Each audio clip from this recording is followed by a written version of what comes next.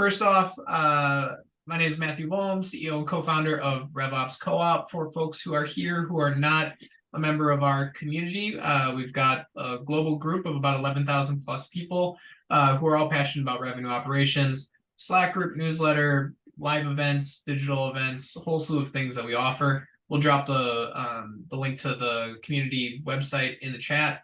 And one of the digital events that we are doing today is all around how you can actually have something like the Deal Desk delight and kind of delight all stakeholders involved in the process. And we didn't find, I'll say, just a couple of schmucks off the street to talk about this topic. We found some folks with some pretty impressive backgrounds to speak to this. So specifically, we've got Todd Johns, who is the former SVP of Deal Desk at this CRM that you've probably heard of, Salesforce. And he was there on their journey from what I think $1 billion up to the $30 billion mark. And yes, that is with a B, everybody. So lots of zeros in those equations. And then in addition to Todd, we've got Raja Singh, who is currently the CEO and co-founder of Revelier, which is a Deal Desk kind of product, and Raja will kind of give a quick one or two liner on that. Revelier is a formal partner of RevOps Co-op, but before Raja started Revelier, he was actually the GM of the insurance kind of segment over at Salesforce as well. And so these guys have managed the entire Deal Desk process. They have, managed multi-billion-dollar lines of business at Salesforce. So lots and lots of knowledge to share. And so I guess, Todd, I'll start with you. Add anything to that professional introduction that you want. And then also, as always, like to ask for one kind of fun, interesting personal fact that's not RevOps, not Deal Desk related, that you can share with the crew as well.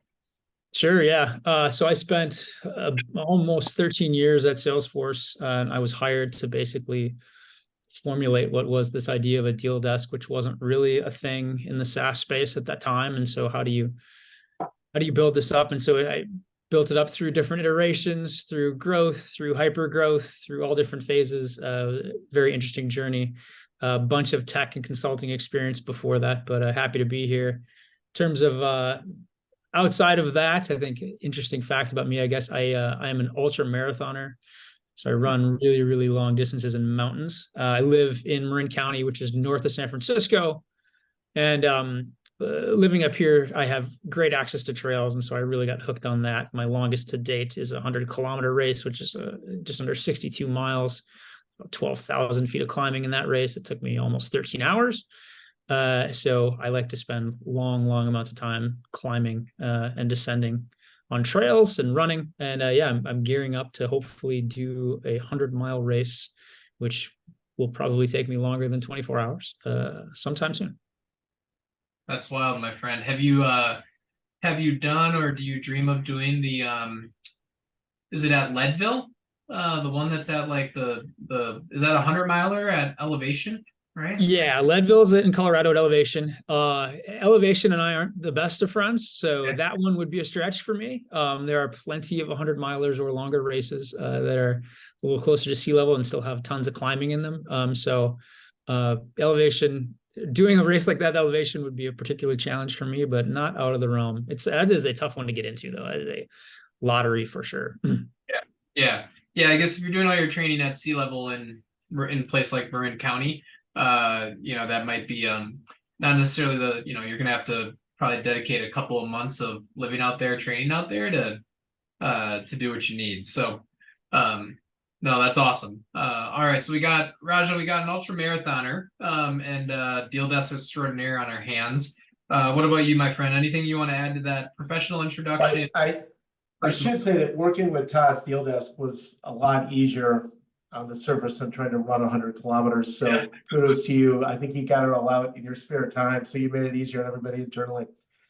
Well, Matt, first of all, kudos to you and the job you've done building your organization. It's a pleasure to be here and be a new sponsor. I've been in the CRM business since 1998 at Siebel Systems, and then 11 years in Salesforce, first as a customer, then as a partner at Velocity, and then a couple of years as an SVP and GM within the Salesforce business.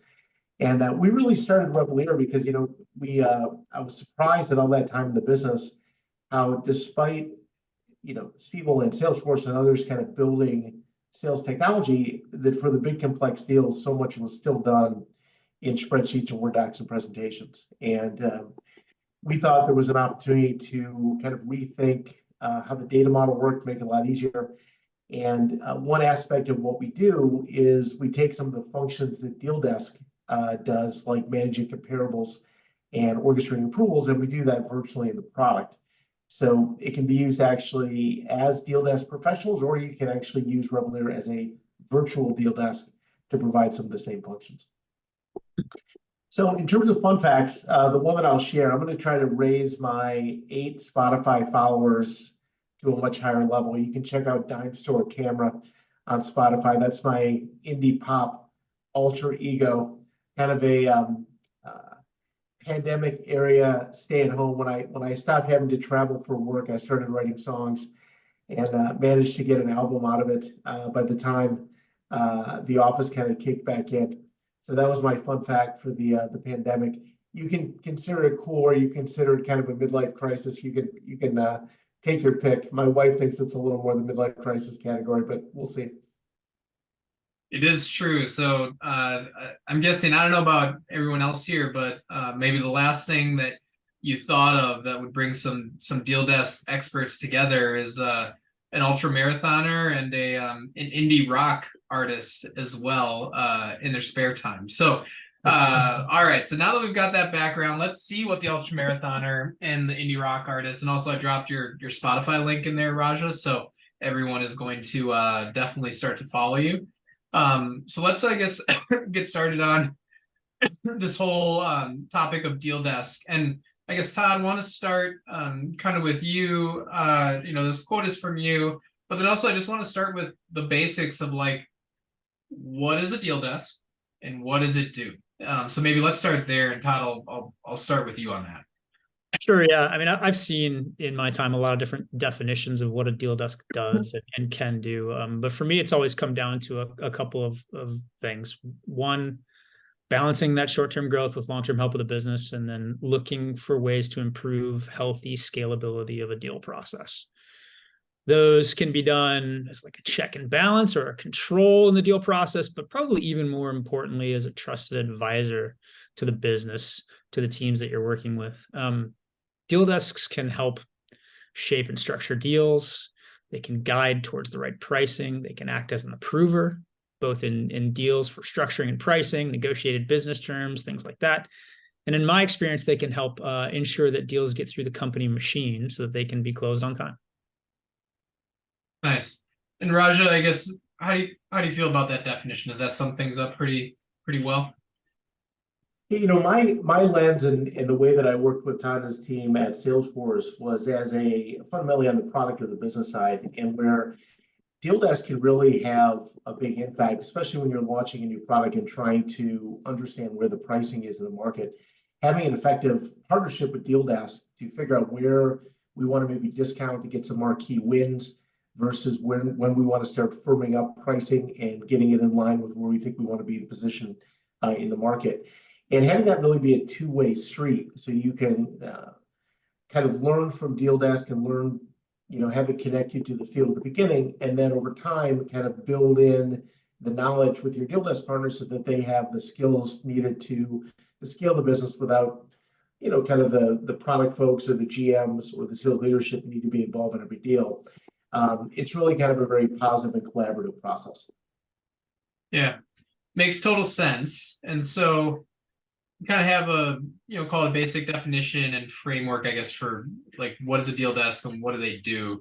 So next, let's talk about maybe, Todd, like, why does a company need a Deal Desk? And like you obviously mentioned, like, hey, you were brought in, you were at Salesforce for 14 years, brought in to kind of spin up this thing that was Deal Desk, which wasn't really a thing at the time. At that point, Salesforce was probably, $1 billion-ish in revenue.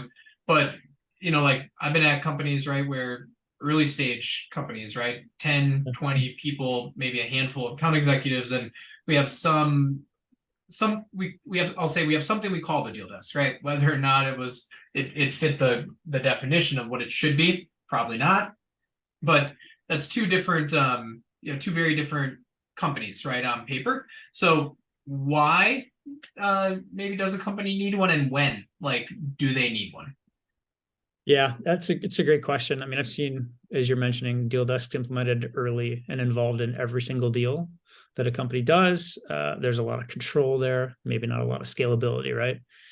I've seen them implemented later when a company's really picked up steam. Salesforce is a good example of that. I think a deal desk is really needed when a company either reaches the point where you might start to see a decline in deal quality or in deal velocity. So if you want to tie it to kind of the business, meaning deals are either getting worse because people aren't able to spend the time to focus on quality and they're more focused on quantity, or they're slowing down because there might be bottlenecks in the process. And as Raja mentioned before, like, it should be used absolutely to tie to the larger strategy of your business based on how you want to price and how you want your deals to come to be executed in the market. Yeah. And Raja, I guess that kind of aligns with what you mentioned before on, like, call it like the business side or the GM side, right? Of kind of why why you got tons of value out of partnering with Todd and Todd's organization at Salesforce, right? Yeah, one thing I would just add to that is that also I think depends on the sophistication, not just of your product line, but also of your pricing structure. And let's say you have a very basic product that's a per user per month kind of flat fee, has some discounting associated with it, and that's it. You can probably go a little longer without a form of deal desk function because it's easier for the reps to get their head around it and know what to work with. If you have a lot of modules, if modules are priced based on different unit metrics, like we have products that were priced on the revenue of a business or priced on the number of visitors to a website, a lot of different complex kind of usage-based models. The deal desk really needs to, I'd be curious if Todd actually likes this definition, but they almost have to provide a little bit of an education deal by deal to the field to kind of orient them how all these functions work. And so, there's definitely kind of a trade-off between the more complex you make your pricing, and nobody makes pricing complex because they want, for the sake of complexity, they make it complex because they think they can use it to capture value in unique ways.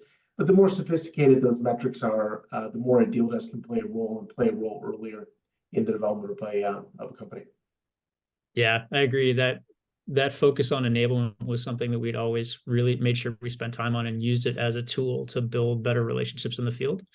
So we made sure that, we're out there walking through the latest and greatest of our pricing and packaging, how it works in deals, how it's seen in the market, how deals have come across, because a deal desk function will see a lot more deals than any one given salesperson will see, right? So using that partnership as a tool for enablement, I think, is important.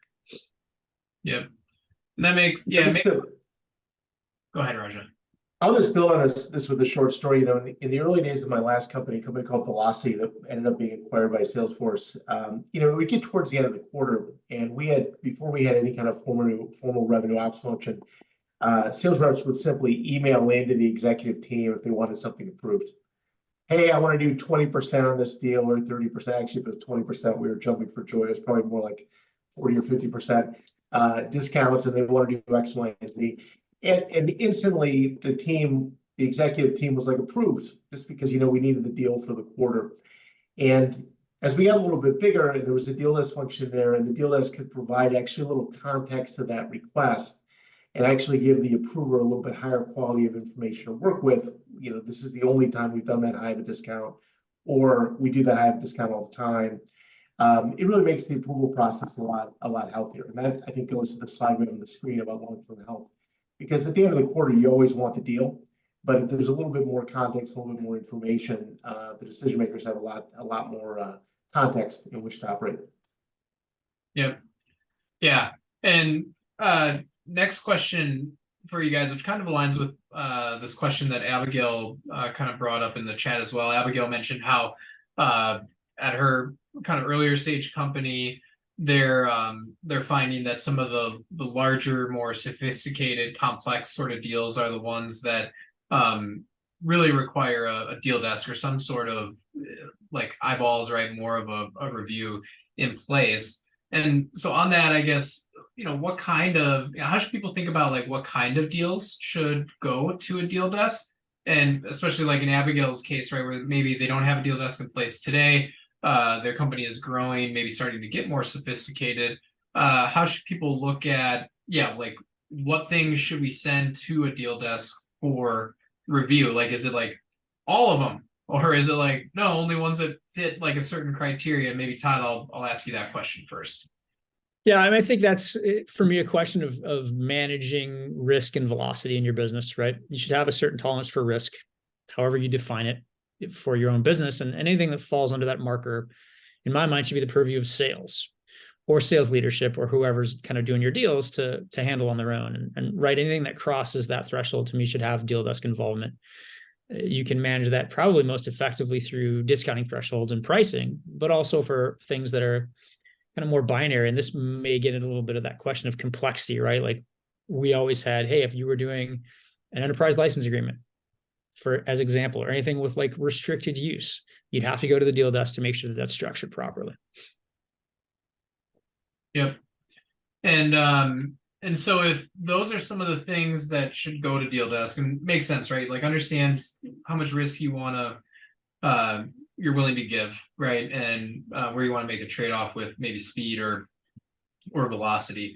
And so let's say you get there, okay, you've got some framework in place for, if deals meet this criteria, they go to deal desk. If they don't, they don't need to come through us. So once things land on your plate, we talked about discounting as one of the kind of obvious things that you review, but what are some other, call it must-haves or like requirements of like, hey, when a deal comes to deal desk, here are the data points or the things to lay out, right? To ensure that we can review things quickly, we understand the impact to the business. Like what are some of those key data points that every deal desk should be evaluating? Right. Outside of the obvious, what are you trying to sell? How many, whether it's license based or like how many licenses, and what's the price you're looking for? Like I'm a big fan of keeping that as easy as possible for sales. So ideally, the supporting tools that you're using are in the context of your deal, right? So you can automatically have a bunch of information that's pulled about your account or this opportunity that you're talking about. But then that simplifies the information that's required from sales down to what are you asking for? Why are you asking for it? And what supporting information do you think that the deal desk needs to help you in this deal, right? So preferably it takes very little time to do that. I can, in context of kind of building that out at Salesforce, we use a custom object, and I put together what's called a deal support request that took on average a minute for sales to fill out, to say, hey, this is what I want. This is why I want it. And this is what you need to know. And it would pull that other relevant information from other places outside of that view of, okay, how many licenses, what price point, et cetera. Yeah. And so you mentioned custom objects, something where maybe you're collecting like some new data points, right, from the submitter, right, the rep, the salesperson, but then obviously pull in the like the data points from the other kind of aspects that you already have. So like if that's step one, I guess then step two is the same person, like who's approving that or reviewing that? Like, is it the same person that gets that initial like support request in? Are there multiple stages of review that should happen in a deal desk? Again, I'm sure the logical first answer is like, it depends, but how should people be thinking about once the submission comes into deal desk, what should the approval process look like in terms of like how many people should be in the mix? Yeah, I mean, preferably one, right? I mean, you want to empower your deal desk team to be able to help and then quickly make decisions, right? And so, I found over time, you see a lot of requests where sales might just be looking for advice. And so you just want to spend time sitting down, talking to them about how to think about structuring a deal. And they might necessarily not need an actual approval, but sometimes they're really easy and quick approvals, right? And so I like to arm the deal desk people with as much data as possible, right? To look at historical deal comps, to look at pricing curves, to look at to use pricing guidance as a tool, right? And I think for me, pricing guidance was never our actual pricing curves. It was, what do we want to see in the market, not necessarily what we are seeing in the market. So where do we want to guide sales to, and how can they not only finish at that price point, but what's a good place to start to get to that price point. So yeah, I mean, preferably the data that you can have your deal desk analyst looking at is, split up by product, by vertical, by geography, by whatever other variable is important for your business, in how you segment your business, so that they can really help make informed decisions. Yep.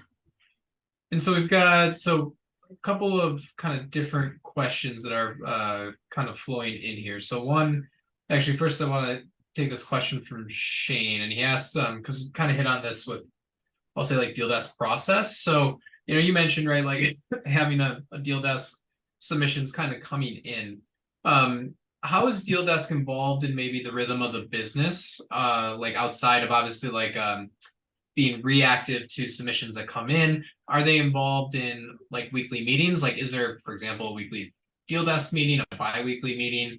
And then for some of these requests and like getting the approvals and stuff, are they handled via email? Are they handled over Slack? Are they asynchronous all the time? Are they, more like manual and like require some sort of meeting? Like, what are some of the process level specifics there that could answer Shane's question? Yeah, lots to unpack there. I mean, I think I'll go back to keeping it as much in the context of the deal as possible, because these deals, especially the bigger you get and the more complex you get, they move quickly. Yeah. And so you want to make sure that the conversation, whether that's an approval or the back and forth you can have, sometimes you're going to be on a phone call, obviously, and that's a quicker way to get there. But you need to come back and say, okay, this is what we discussed, this is what's approved, and have that in the context of your deal, right? So you use your tools to manage that. In terms of meetings, I mean, I think there's all kinds of potential meetings there, right? I think you said reactive, and that was a word that was always kind of a bit of a trigger for me. Yeah. I never wanted my teams to be reactive. It was the reality of how some deals happen. It's unavoidable, but we were much more effective when we were proactive, meaning whether it's the deal desk analyst, depending on how you're structured, or a frontline manager, or a leader of a geography or a region, depending on how big of a deal desk you are, like having regular meetings with sales leaders, whether that's an RVP or an AVP or an SVP, kind of depending again on how you're structured and how things are set up, but really being on the same page and in tune with, here are the deals that are coming, here are the ones that are going to need, a little bit of extra love and care, and doing the work up front to make sure that you're thinking about structure and price early, because the one of the toughest things as a deal desk practitioner can be seeing a deal when it's almost across the line and knowing this deal could have been so much better if we had done X, Y, and Z, if we had tweaked it this way. But now you're at a point where the salespeople are saying, oh, we don't have time, or we already sold it to the customer this way. So really having that proactive built-in relationship where you are doing that upfront is critical. I think in terms of meeting within your own function, we absolutely, again, like sometimes this was by team, sometimes this was by geography. We had a pretty big global team, so it's hard to really get everyone together regularly, but we would absolutely have meetings where we would share what we're seeing, we'd share best practice. We would utilize our internal Slack channels to share that constantly. What are we seeing in deals? What are our business partners seeing in other functions? What's some trends that we're seeing, so that we can be on the lookout for those within our own deals. Yeah, it makes sense. If I can just build on that for a second, Matt. Salespeople it's important that they manage the relationship and have credibility with the customer. And if they're in a situation and they're constantly saying, I need to go back to my team to tell you how much this costs or whether or not we can do something, that reduces their credibility. But what's even worse is if they make a commitment to the customer and then they can't back it up. And so educating the team ahead of the time so that they know what is in market, how they can position things in a way that they can actually deliver on, gives them a chance to build and establish their credibility with the customer.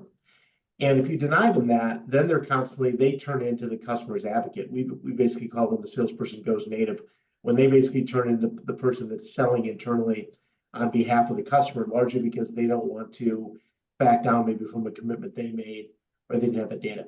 So getting ahead of it, sharing information, we're starting to go there with the price curves, sharing guidance as to where the salesperson should be on certain issues, which issues which structural opportunities are feasible, which are not, so that they can actually be more confident in the market and reduce the opportunity where they've committed something and then have to sell it internally. Allows them really to maintain that credibility with the customer. Yeah. And so great points on kind of how to build the right relationship with between sales and deal desk. And yeah, completely agree. You want the sales team to be empowered, right? Build credibility, build trust with your prospect, go native, as you said, Raja.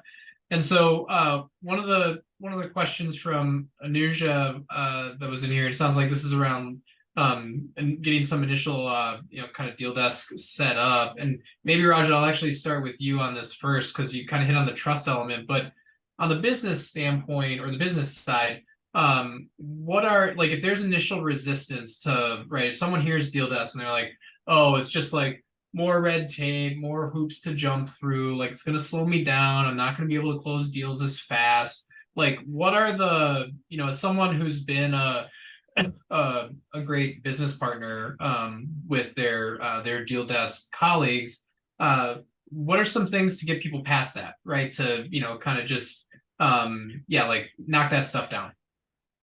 Well, there's two things I'll point to. One is the data, and two is the virtual library of structures. And so this transitions a little bit to the slide we see on the screen here, but when you're putting a new proposal in front of a customer and you're trying to, the single biggest question you're asking is, where should I start in terms of price?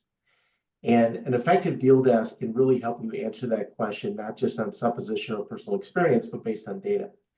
And the rep can basically turn that into a more confident negotiating position, and they can feel like they're doing something that's both right for the company and right by the customer by understanding where the deal fits in the marketplace.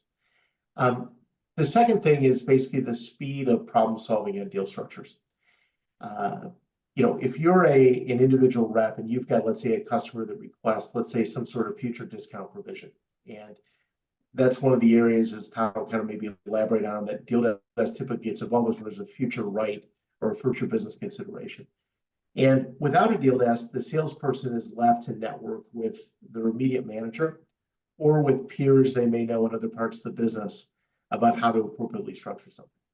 When you have an effective deal desk, they have effectively the library of the company on those type of specialized provisions, and they can bring a much broader reference set to bear to help the rep basically work through that situation. So it can be, to the point of, is it slower? It can actually be faster than the rep having to search out and find the answer through internal networking, when they can just go to a single point of contact and get that type of data. Yeah. And since we got like some obviously pricing up here, so Todd, you hit on kind of price curves before, and Abigail kind of brought this question of when in the sales or process or the deal making process pricing should be originally shared, and how to obviously like best position that stuff. So I guess first let's talk about that. Best practices when it comes to sharing pricing and actually utilizing things like price curves that we see here on the screen. How would you answer that, Todd? Do you mean sharing pricing with customers, or are you talking about kind of internally in the process? Yeah, with customers who, right? I think we've all been there. I'm guessing, Abigail, this is maybe some of the stuff your sales team is doing. You give it on maybe that first call, right? And they're like, oh, can you just give me some idea of like ballpark pricing, things like that. And it sounds like Abigail's maybe running into she's saying yes, running into some challenges swimming upstream, trying to talk about like why that may not be the best thing to do initially in terms of anchoring and setting. So right. Like, how can folks, right, like set up their deal desk, utilize things like price curves here? You mentioned pricing for Salesforce of not necessarily being what you've seen in the market, but where you want the market to be, and then how can you obviously best position that, and when should you start positioning that in your conversations with prospects? I mean, that's going to come down to some negotiation strategy stuff that's, sometimes can be well outside the purview of Deal Desk for sure. But I mean, I don't think you want to do it too early, but I've seen the opposite happen. Whereas I actually had a very senior sales leader at Salesforce come to me many years ago and say, Todd, my guys are getting laughed out of the room. They go in and they quote list price. And for a little bit of a background, like Salesforce is a premium price product with high list prices for the most part. And so when you've got a smaller competitor that can, vastly undercut that, you haven't had any conversations about the value of the product.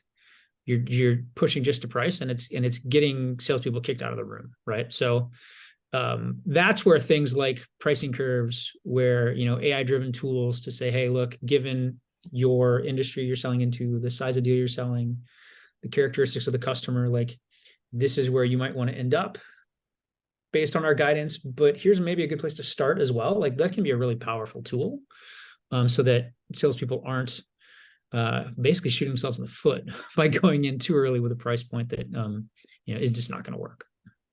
Yeah, and then there's a lot of just to chime in a little bit. I mean, there's a lot of data that people like G2 and TrustRadius and Capterra are putting out in the research they do about buyers, about how price transparency is increasingly becoming a really big deal. So buyers are spending more time operating independently, independent from the vendor sales reps. And so having kind of a clear indication as to what pricing is a strong preference. I've been in countless kind of enterprise presentations when, the sales rep will be kind of in stride, pitching something, and the customer says, hey, so how much does this stuff cost? And it goes over like a lead balloon. Everybody's like, nobody wants to say something. The savvy customers, I find, will actually understand that, and they'll actually anchor proactively as to what they want to pay. And I do that myself in buying things from Revelier. If I know like what my budget is, I'll just tell the guy here's what I want to pay and force them to react to it. And so I do think there's a negotiation strategy that again goes back to making sure your reps know their deal and have an indication when somebody asks that question, how they can answer it in a way that is both confident and transparent, but also gives them kind of a path to negotiate and improve it over time. And there's a definite art to that. But I think increasingly, given the transparency of information around the web, just saying I'll have to get back to you on that, or having the process be elongated, that increasingly doesn't work for buyers. Buyers just want to get that information. Yeah, I think it ties back to some of the stuff that you both mentioned earlier about being proactive, right? Communicating, like sharing, obviously, the pricing curves, the data points, telling people what it is and why, right? Helping them understand that so that they are prepared to answer those questions as they kind of get into some of those discussions. And before we get on some of the kind of other elements of Deal Desk, I want to ask you, Todd, this kind of one question tied back to the prior slide, which is how do you say no, right? So like, obviously, like, you're proactive, you put all this stuff together, you communicate, right? But at the end of the day, you're not going to have 100% hit rate, right? Like people are going to ask for things that you simply cannot and should not agree to. So how do you say no without maybe that rep, just all of a sudden being like, oh great, like Deal Desk getting in my way again, right? Like keeping me from my commission check on this one deal that I want to get. How can folks approach that the right way? Yeah, you don't want to be the no police. I've heard that nickname, and it's never a good one. So there's a pretty basic tenet here, right, in negotiation that applies as well, right? As much as possible, it's never just a no. It is here's a plausible alternative to what you're actually asking for, right? And so a no but, right? Here's the better way to do this based on the data, based on the history of our deals, et cetera, et cetera. Sometimes, though, you can't reach a good alternative. My dog is barking at that answer. No has to suffice, right? That's where it becomes really hypercritical to have built those relationships and frankly, a good brand for your deal desk function, so that when things get escalated, because salespeople will escalate those as high up the chain as they think they need to go to try to get what they want, your decision will be supported and understood.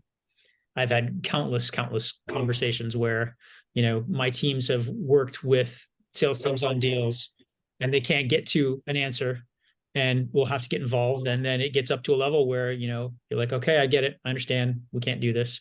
We've gone through, but they always want to make sure, have we gone through every alternative?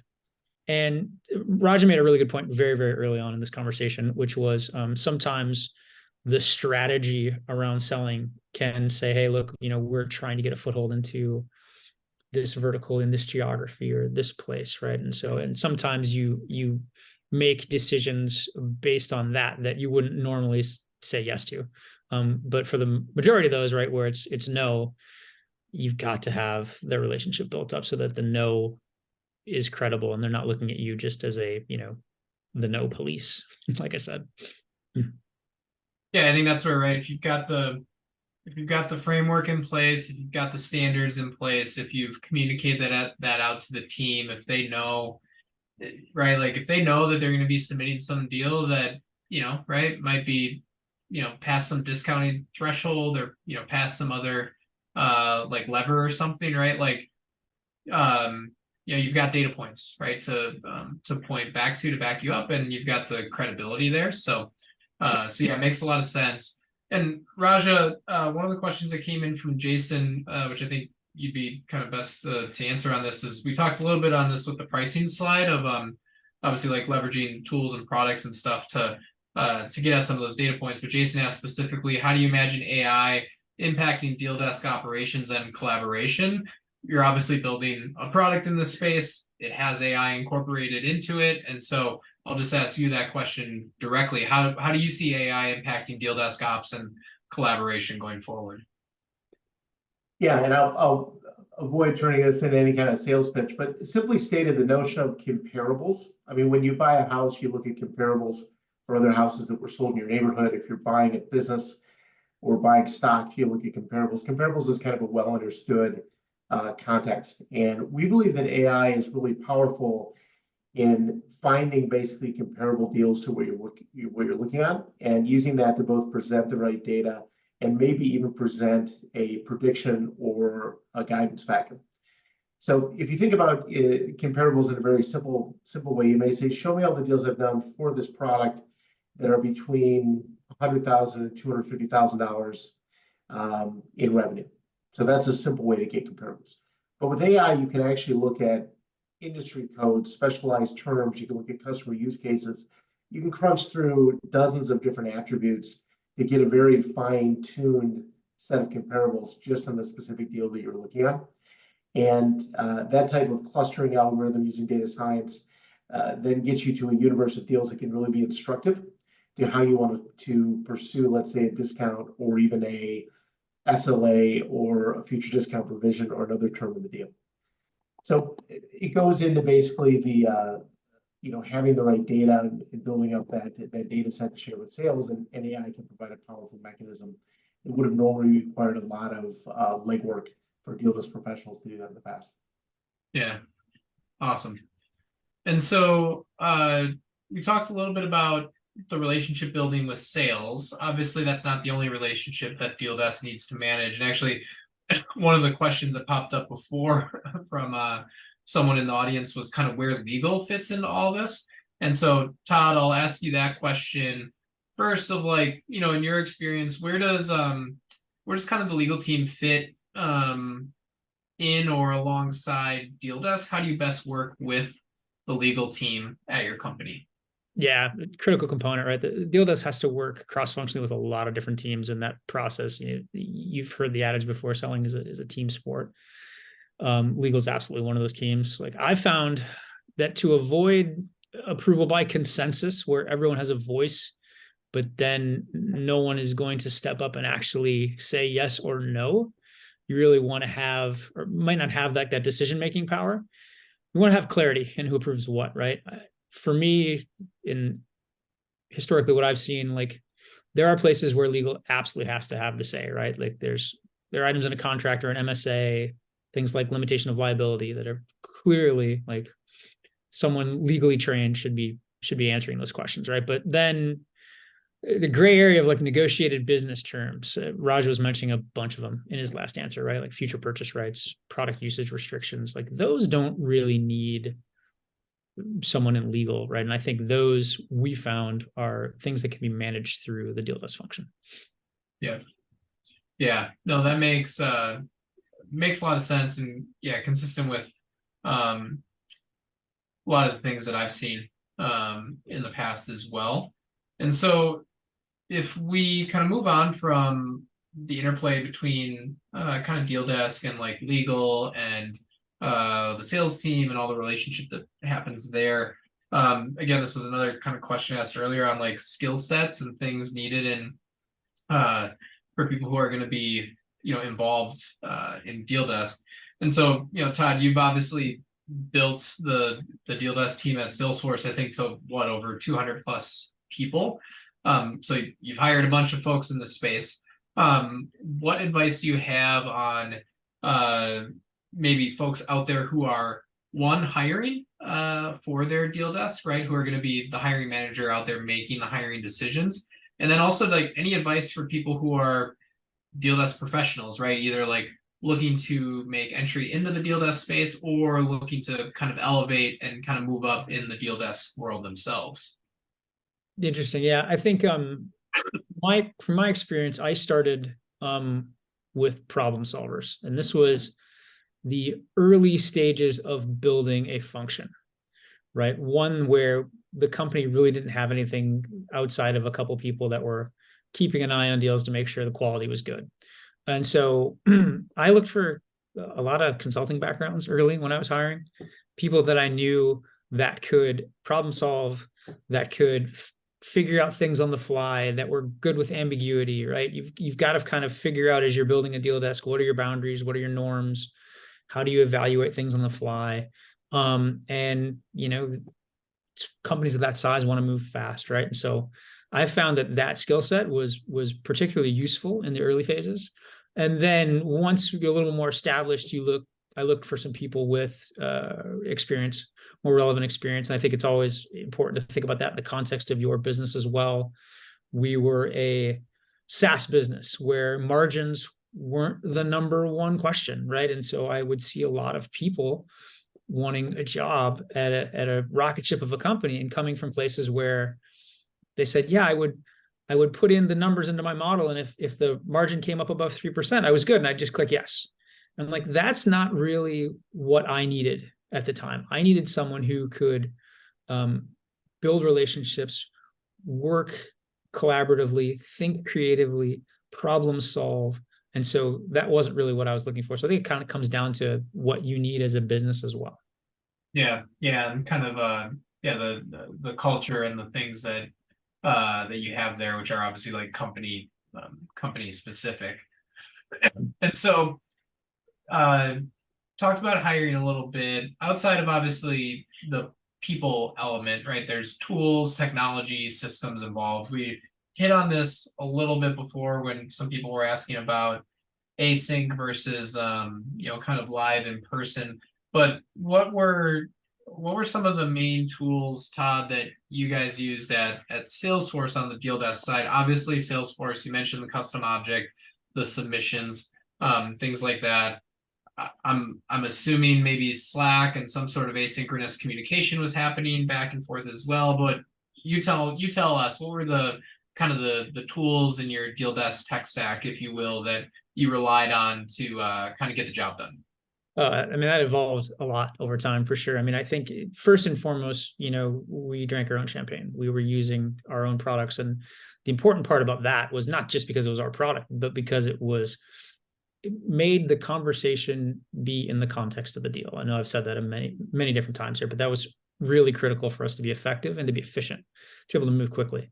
And so, it was called a deal support request object, right? And so first year I had implemented that at Salesforce, we'd get, 100 of those a month. And then we went up to getting 30,000 of those a year as we scaled. So something from a technology perspective that was scalable. I mean, I think modeling deals we were in Excel early days, right? And we moved to, more cloud-based Google Sheets stuff later on. But we're actively looking for, how do you, and this is something we hadn't solved at the time that I left, how do you solve for keeping everything in the same flow so that you don't have to go outside of your stack and use, something that's a one-off product, that's like a Google Sheets. So preferably keeping everything in the flow. I think Slack, you mentioned, was a huge benefit for us. Early on, we were using our own tool called Chatter.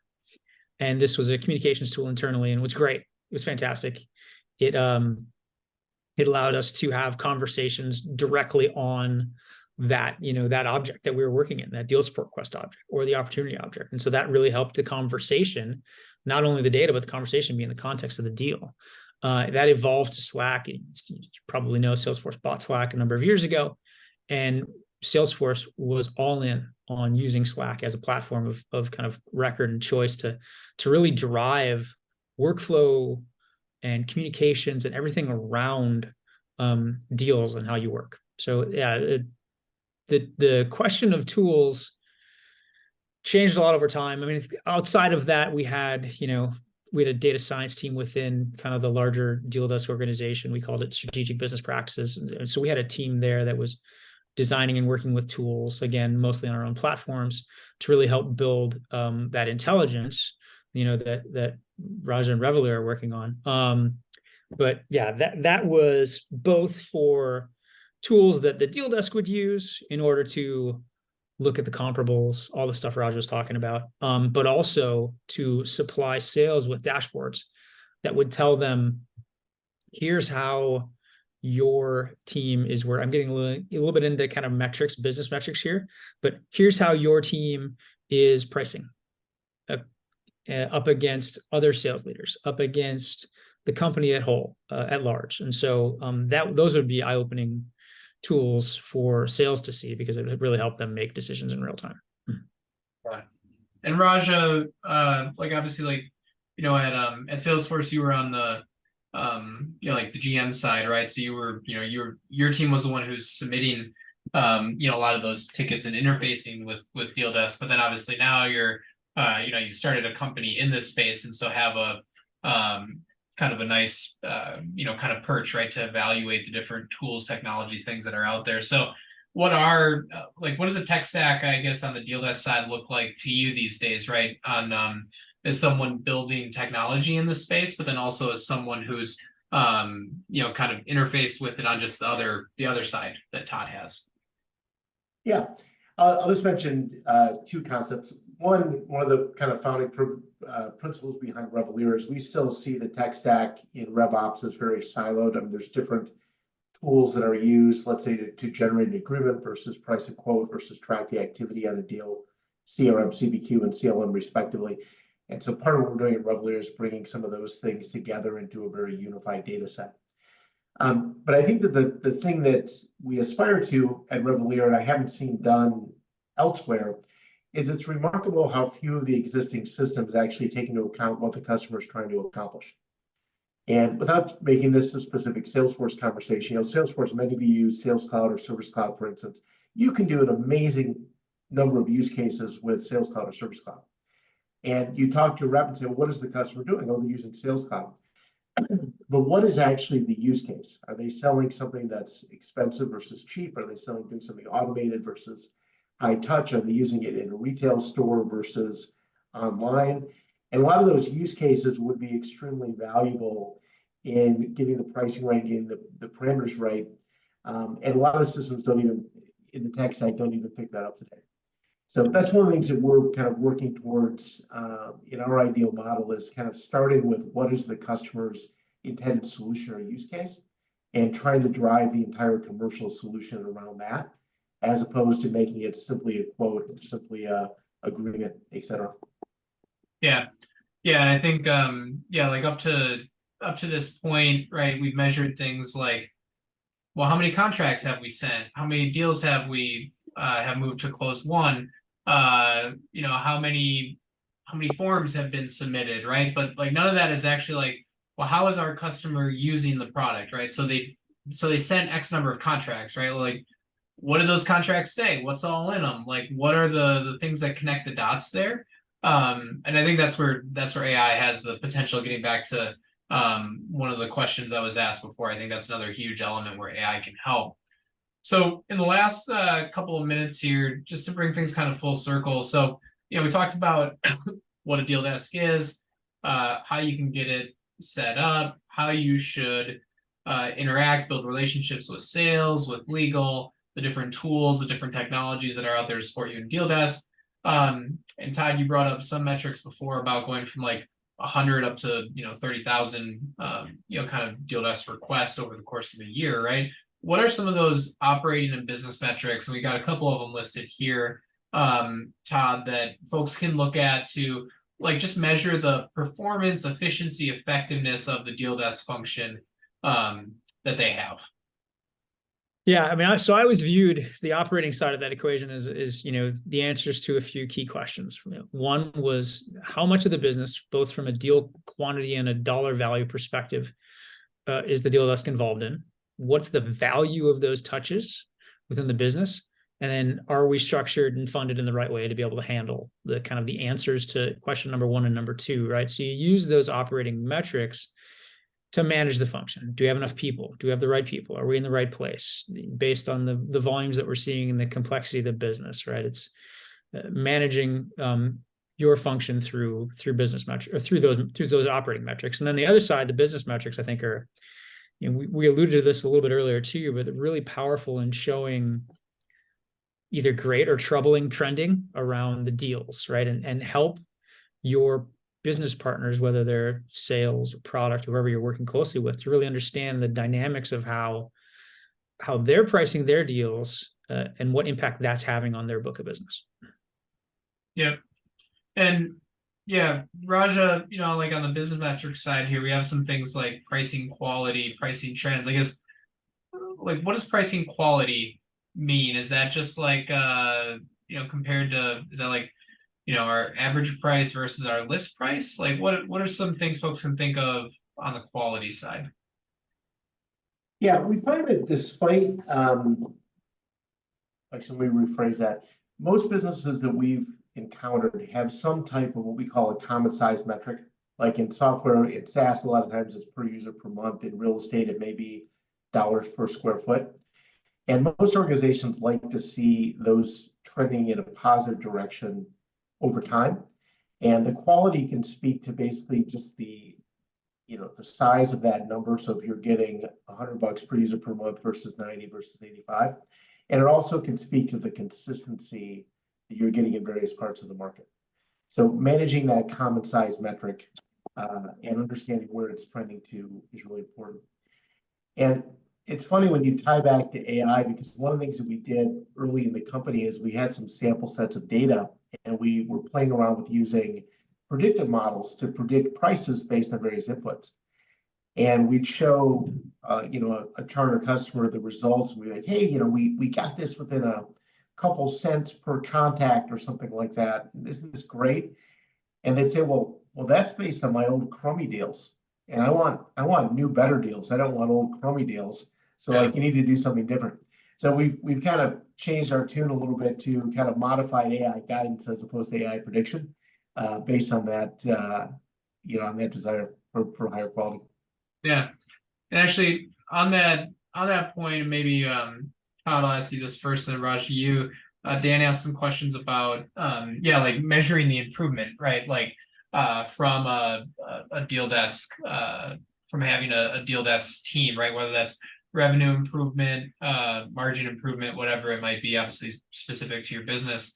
What are some of those things, Todd, that you've done in the past to maybe demonstrate that ROI, or have you looked at, if you think about like outcomes that you're looking to drive, has company said things like, oh, I want to improve my win rate by X, right? And like, that's a specific thing that you look at, like, okay, what can we do to improve that? Like, how can folks think about the improvement aspect, right? Not just doing things that are in line with what Raj said, the old crummy deals that we had, but like moving the needle, right? Like actually making and implementing change.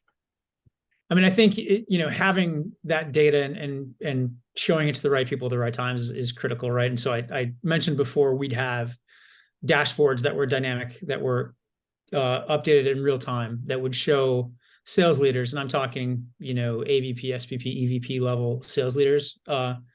Here is, all the deals that you've closed, and you can parse this data and you can look at the trends over time, and you can look at your individual sales leaders, and you can look at by sub vertical and really see and dig into kind of the impacts that, pricing is having on your book of business.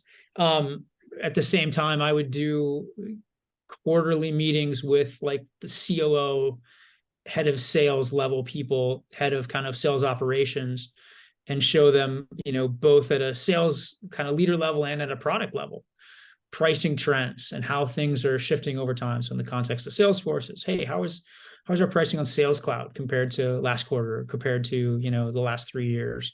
And so showing them that data over time, and then really being able to kind of drill down into that data and say, is this noise based on the calendar, based on what quarter you're in?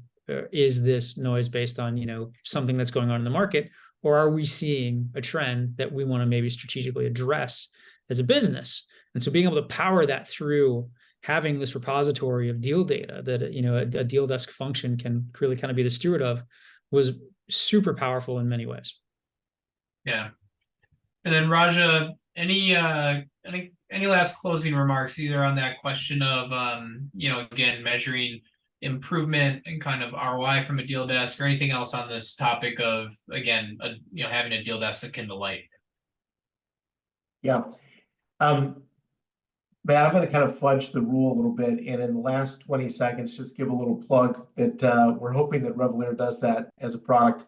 And our Demos That Don't Suck video, which was, that's a high criteria, but that actually is available in your community as of today. So if there's any folks who want to talk to us a little bit further, both to look at our product or also to give us ideas, we'd love to, have a conversation about how to do that in your organization. Yeah, no, awesome. And yeah, and I just dropped that link in there too for folks that want to take a look at the video or the write-up. But with that, we are at time.